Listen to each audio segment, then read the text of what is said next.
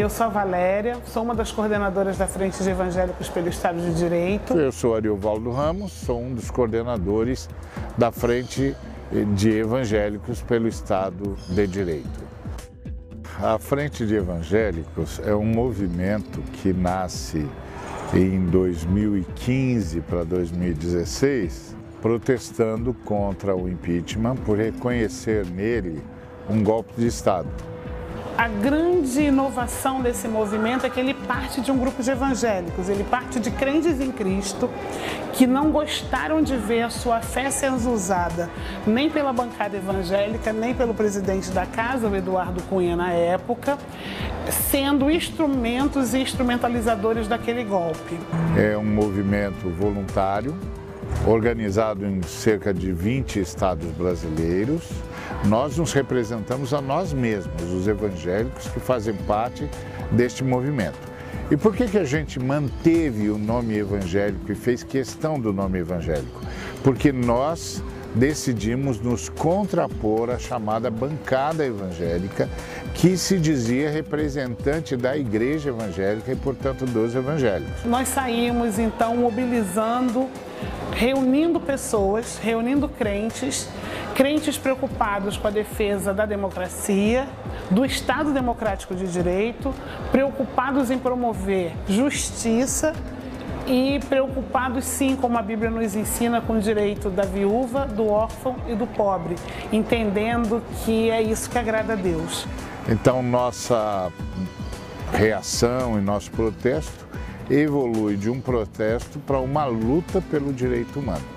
Essa é a nossa missão, levar uma formação para a base de tal maneira que a igreja evangélica não possa ser manipulada por fake news, por ações deliberadamente desonestas. Temas que trabalhamos são a Bíblia e o direito à terra, a Bíblia e o direito à moradia, a Bíblia e a situação da mulher, a Bíblia e a questão da infância. A gente sabe que a Bíblia de fato tem todas as respostas. Como crentes que somos, acreditamos sim que a Bíblia carrega respostas que são importantes tanto para a nossa vida pessoal quanto para essa vida coletiva. Estaremos prontos para dar razão a todos que nos perguntarem sobre por que cremos e por que lutamos por um Estado de direito, por um Estado de democracia, por um Estado de liberdade.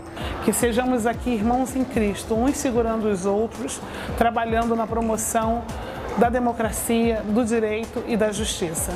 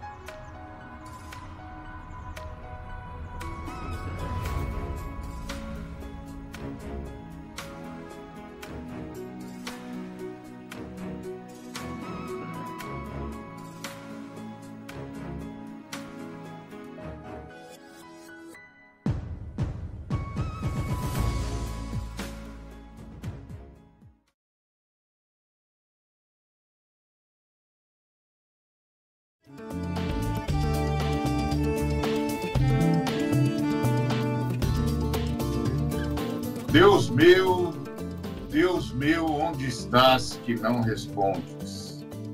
Embuçado nos céus, há 2000 anos te mandei meu grito, que debalde corre o infinito. Deus meu, onde estás que não respondes? De quando em quando, poetas e profetas perguntam a Deus onde ele está. E de quando em quando, o povo todo pergunta a Deus onde ele está. E nós estamos nesse momento que muita gente, diante da pandemia, pergunta: Deus meu, onde estás? Nós vamos falar sobre isso daqui para frente.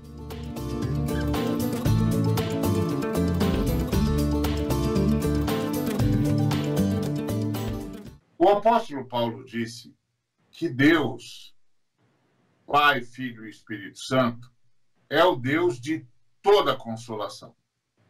Então, a resposta a essa pergunta, Deus meu, onde estás?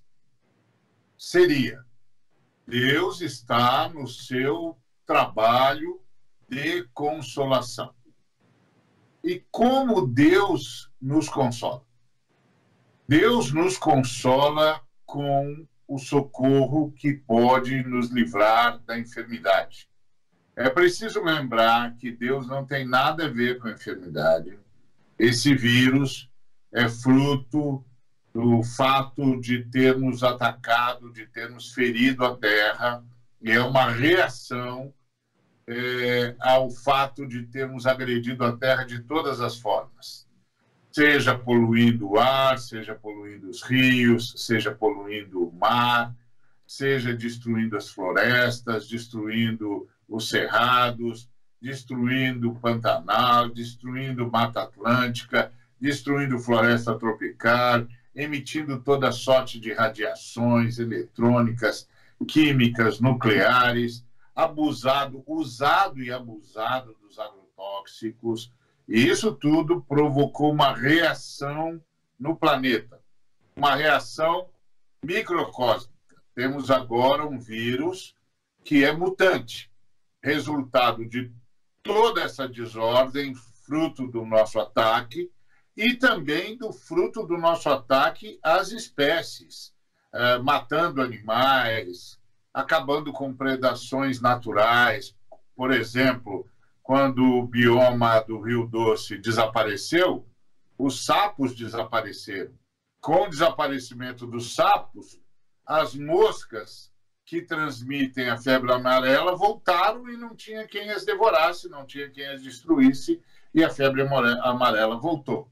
Então, são coisas assim que acontecem quando a Terra é agredida. E dessa vez, nossa agressão foi ampla, foi muito profunda, e nós estamos enfrentando um vírus que não tínhamos detectado ainda e que é mutante. É mutante, já estamos na 19ª mutação, pelo menos, e um vírus complexo, a gente não sabe o comportamento dele. E aí, como Deus está fazendo agora? Deus está nos consolando. E como Deus nos consola? Deus nos consola com o trabalho da ciência. Deus nos consola com o trabalho da medicina. Deus nos consola com o trabalho dos cientistas, tentando descobrir uma vacina. Deus nos consola com a capacidade da ciência nos dar orientações precisas sobre como devemos nos comportar para evitar o contágio. Deus está sempre nos consolando. Ele nos consola da existência, que é difícil, que é tribulosa.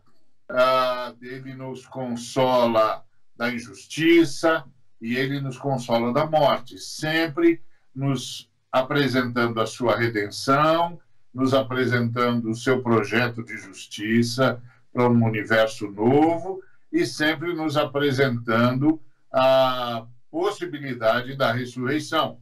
E isso tudo nos movimenta na história contra a maldade, lutando sempre pela vida. Então, agora, nosso grande desafio, nosso grande chamado é sermos cooperadores de todos aqueles que estão lutando pela vida e sermos solidários com todos aqueles que precisam de ajuda para lutar pela vida.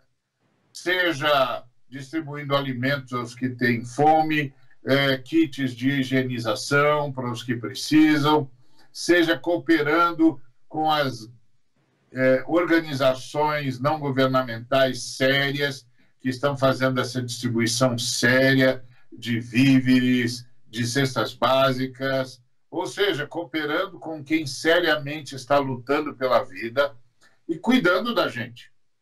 E não se esquecendo de estar com as pessoas que estão em quarentena, porque isolamento não precisa ser solidão.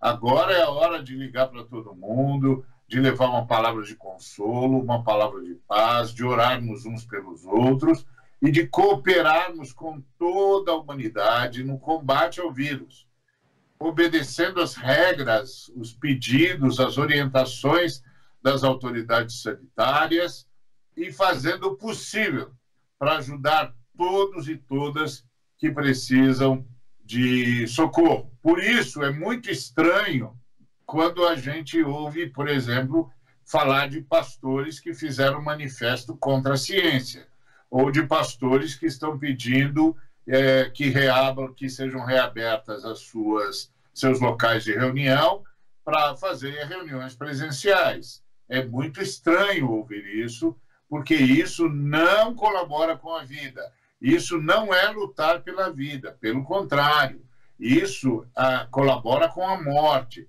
E atacar a ciência é assustador.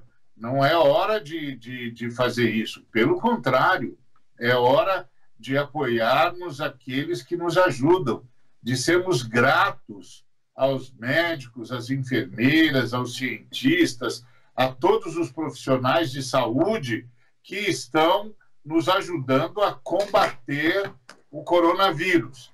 E eu gostaria de ler para você um texto que nós escrevemos de gratidão aos nossos médicos, aos nossos enfermeiros, enfim, as pessoas que nós, de fato, agora devemos minimamente gratidão. Minimamente gratidão nós devemos a essas pessoas nesse momento.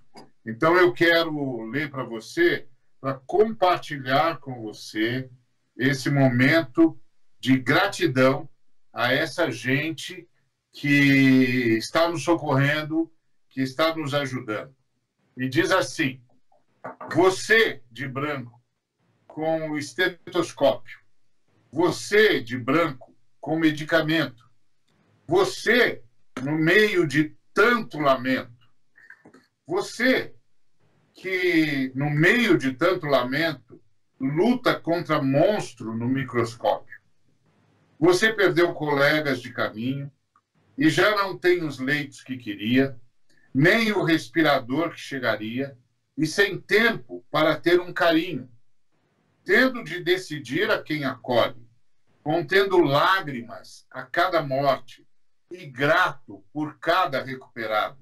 Não sabemos se Deus é quem escolhe, mas que nós temos a você, por sorte, a você, nosso super obrigado. Agora é hora de gratidão. Agora é hora de agradecer a Deus por esses homens e mulheres que estão dando a sua vida, e estão dando mesmo, porque o Brasil tem o maior número de mortes, de profissionais da saúde. Nós temos mais mortes de profissionais de saúde lutando contra o Covid-19 do que a Itália e a Espanha juntas. Então, nós não podemos, sob hipótese alguma, nos esquecer que agora é momento de gratidão e, por isso, momento de cooperação, momento de intercessão, porque é assim que Deus está nos consolando e estimulando-nos a buscarmos o bem uns dos outros, estimulando-nos a ajudar os que estão famintos, aos que estão carentes e aos que estão isolados, correndo o risco de que o isolamento vire solidão. E a solidão é um péssimo companheiro, uma péssima companheira, porque a solidão pode levar à angústia, à depressão e ao desespero. Então, agora é hora de sermos companheiros de Deus na consolação com a qual Ele nos consola. Então, temos aqui o William e o Davi, eu queria ouvir a visão deles sobre isso. Boa tarde a todos, a todas. Quer falar primeiro, William? Fica à vontade, Davi. Já começou? Quanto tempo? Prazer em tê-lo de volta. Com vocês. Prazer é meu. Pegando a sua palavra inicial, Ari, eu lembro de Romanos 8, que fala que a natureza geme, a natureza aguarda a manifestação dos filhos de Deus. Ela sofre com a nossa sofrência também. Ela também tem esperança de que as coisas mudem a partir da manifestação dos filhos de Deus.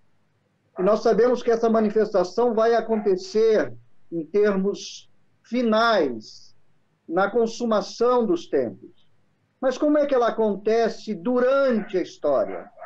Eu creio que ela acontece na graça comum, na graça que nos dá inteligência e recursos para aprender e para criar soluções. E isso a ciência tem nos dado. Nós temos que orar nessa pandemia para que Deus nos console e nos livre. Mas a nossa oração também muda ao longo dos anos com a ciência. Há anos atrás, orávamos pela gripe, contra a gripe. Hoje não oramos mais, porque a ciência nos deu vacina. E hoje, a nossa esperança e o nosso desejo é orar, que Deus tenha misericórdia de nós e de tantos que estão sofrendo, mas que Deus também dê muita inteligência a todos que estão pesquisando e trabalhando para nos trazer um remédio e uma vacina. Graças a Deus, graças a Deus. Nós vivemos momentos difíceis, nunca antes nossa geração passou por coisas semelhantes, porém nós temos a ciência como aliado. Não, de maneira nenhuma, a ciência se comporta como oposição à fé cristã. A teologia mostra para a gente que em Cristo nós vemos Deus como é e o ser humano como ele deve ser. Se de alguma forma nós queremos entender como Deus lida com esse sofrimento, onde é que Deus está, é simplesmente olharmos as Escrituras e vermos Jesus. De que maneira Jesus reage ante ao sofrimento humano? De que maneira Jesus se vê? Ou de que maneira ele reage realmente ante ao sofrimento humano, ante ao desastre? Quando Jesus encontra uma mãe chorando devido ao seu filho que acabara de morrer, de que maneira ele reage? A Bíblia diz que ele teve íntima compaixão. Quando seu amigo Lázaro ele recebe a notícia que ele está morto, Jesus faz diferente do executivo da nação. Ele chora. Então, se formos observar de que maneira, onde é que Deus está em Cristo. E quando olhamos as Escrituras Sagradas, mais adiante, na palavra de João, ele diz que a Trindade, o Deus Santo, é amor. Então, se queremos verdadeiramente tentar encontrar Deus nesses dias, onde é que Ele está, é simplesmente ver onde há o amor. Deus está aí, amando. Deus está consolando. Como o Ari trouxe no início, Ele é o Deus de todas as consolações. O Espírito de Deus está atuando em várias pessoas, trazendo a consolação necessária. Então, onde é que podemos ver Deus? Deus está aí. Não naquele que nega a pandemia, não naquele que nega a peste, mas Deus está aí. Naquelas pessoas que estão alertando, que está consolando, que está contribuindo para que essa pandemia venha se acabar ou até mesmo venha diminuir os resultados, infelizmente tristes, dessa pandemia que vivemos nos dias de hoje. Muito bem. Vamos continuar a conversa daqui para frente, depois do intervalo.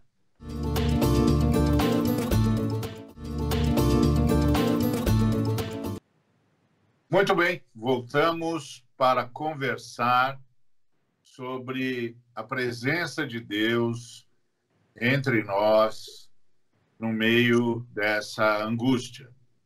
Já vimos essa abordagem de que Deus está em Cristo, também é de que a própria criação aguarda a manifestação dos filhos de Deus e que a consolação está presente no coração de todo aquele que está sofrendo, porque Deus está em Cristo e Cristo é absolutamente solidário com o sofrimento e vem ao encontro do sofredor. E a grande pergunta, então, é por que há pastores que se insurgiram contra a ciência ou insistem em reunir o povo presencialmente na sua igreja? Por acaso esses pastores não sabem que a vida é mais importante do que quaisquer outras necessidades e que agora é hora de consolar o povo e não a hora de colocar o povo em estado de risco? Eu queria ouvir mais ainda, tanto o William quanto o Davi, sobre isso. O que está acontecendo? Como é que a gente explica isso? Como a gente explica pastores fazendo manifestos contra a ciência ou provocando situação de risco para o povo ao convocá-lo para reuniões presenciais? Como é que vocês veem isso? Por favor, Davi. Eu?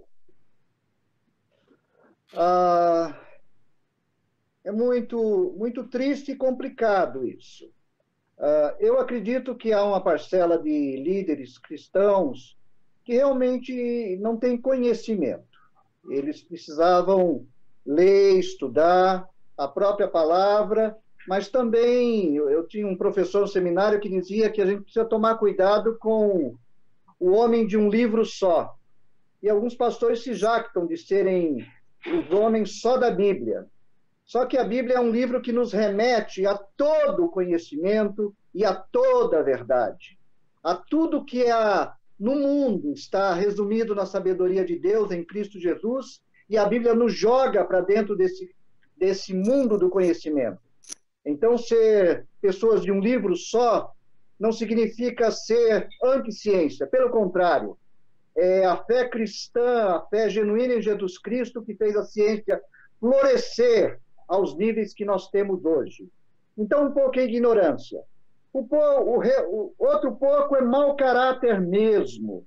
Há pastores que são pastores de si mesmos, e não pastores das ovelhas.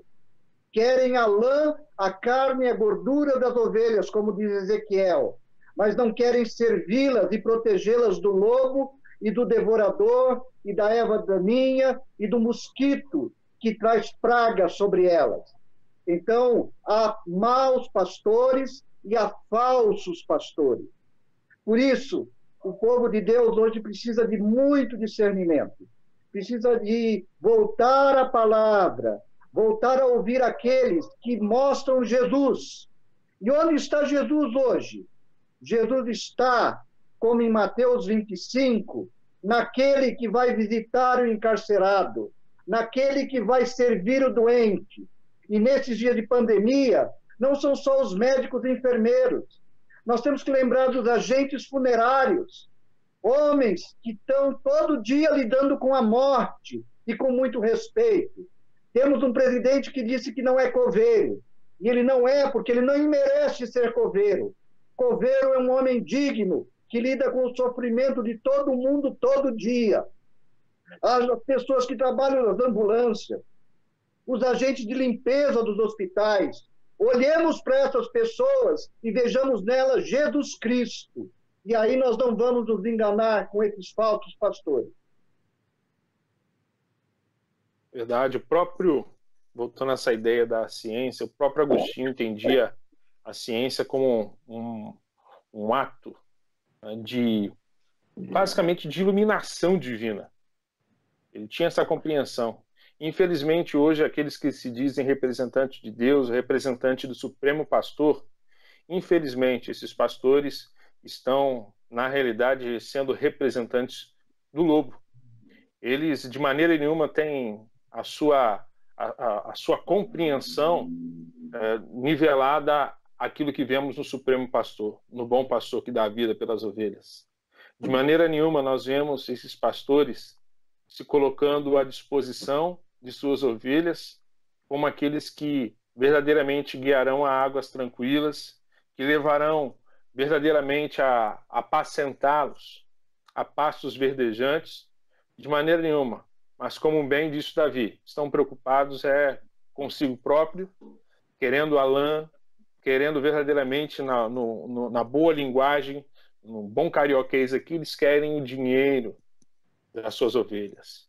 Estão preocupados com o seu império, com aquilo que eles construíram, retirando das suas ovelhas.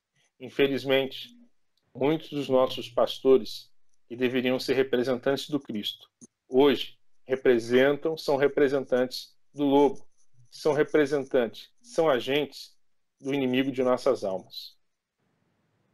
Pois é.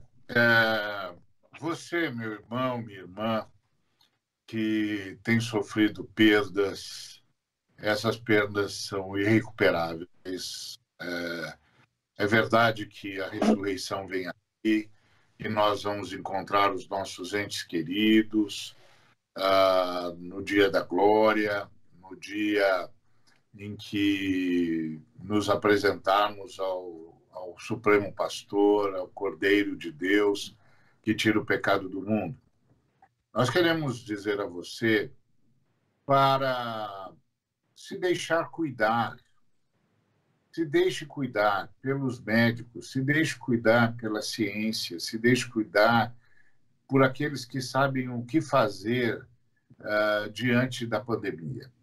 A outra coisa que nós queremos dizer para você é chore, chore, chore. É uma perda, é uma angústia. Não tente ser mais forte do que a dor que você está sentindo. Não tente fazer de conta que não aconteceu nada. Chore. Outra coisa, não fica pensando que é um juízo de Deus. Não é juízo de Deus.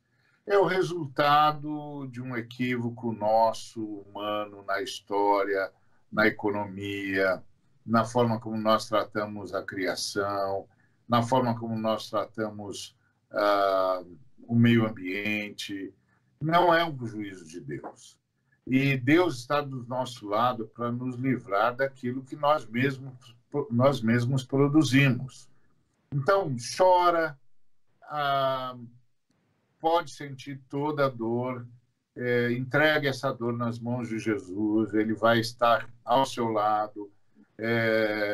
O William citou Jesus chegando onde estava a família de Lázaro, e a primeira coisa que ele fez foi chorar. Inclusive, o versículo mais curto da Bíblia, dizem todos, né? Jesus chorou. Ele foi e chorou. Ele sentiu toda a dor do ambiente, a angústia da morte, a angústia da perda, e chorou. Também, no caso do filho daquela senhora viúva da aldeia de Naim, as Escrituras, como o William já chamou-nos a atenção, fala da compaixão de Jesus. E ele chegou lá e se compadeceu. Então, ele também está se compadecendo de nós. Agora, nós somos responsáveis pelo que nós fizemos. O Senhor Jesus nos ajuda a assumir também essa responsabilidade. O Senhor disse a Noé que iria manter a causalidade na terra, que haveria chuva, que haveria sol, que haveria inverno, que haveria verão, que haveria dia, que haveria noite, e que haveria sementeira e colheita, de modo que nós vamos colher o que nós semeamos. O profeta disse: vocês semeiam ventos e vocês vão colher tempestades. Então, hoje estamos colhendo tempestade, mas o amor de Deus está conosco. e estará sempre. E aí a oração, como o Davi falou, nossa oração é pedindo que o Senhor console os enlutados, obviamente pedimos que o Senhor cure os que ainda estão enfermos, que Ele os socorra, mas nós pedimos veementemente ao Senhor que ilumine a ciência, que ilumine os cientistas, os médicos, os enfermeiros, e que sustente todos aqueles que estão sendo convocados para esse momento, como os coveiros, que o Davi citou, que estão sendo demandados de forma intensa, lamentavelmente, e tantos outros, os garis que estão tendo de recolher os dejetos, os detritos, inclusive dos hospitais. A quarentena produz muito mais lixo. Ou seja, um sem número de pessoas está sendo convocada para que a gente ataque esse vírus. E eu queria que você guardasse no coração as palavras dos nossos irmãos, tanto do Davi quanto do William, de que nós precisamos agora olhar a ciência, olhar todo o trabalho envidado como consolação de Deus também, como Deus estando ao nosso lado, lutando pela nossa vida, vida nossa que nós nem sempre tratamos com o carinho devido, haja vista a forma como nós tratamos o planeta. E também, irmão, agora é hora de fazer uma oração de arrependimento, de pedir a Deus que nos perdoe pelo que nós fizemos no planeta e de clamar a Deus que, se sairmos, e vamos sair em nome de Jesus, dessa pandemia, a gente mude a nossa economia, a gente mude a nossa relação com o meio ambiente, a gente mude a nossa relação com as pessoas, a gente mude a nossa relação com o consumo, que a gente construa uma sociedade mais solidária, que a gente realmente se importe em ter um sistema de saúde capaz de responder à necessidade humana a tempo e a hora. Então, é momento de arrependimento, é momento de mudar os paradigmas e repensar tudo o que somos e tudo o que fazemos. E quem sabe, irmão, seja agora a grande hora de nos arrependermos do estado político em que o Brasil está e começarmos a pedir a Deus uma nova chance na área política.